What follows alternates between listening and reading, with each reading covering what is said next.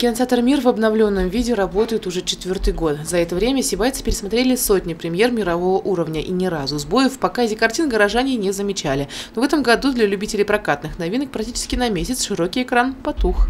В конце сентября кинотеатр «Мир» немножко приостановил было деятельность. Это было связано с тем, что ввелись программное обеспечение проектора. Вот сегодня, с 10 числа, кинотеатр «Мир» возобновил свою деятельность. И также будут показы премьерных фильмов. Также будут сохранены все льготные у нашей программы.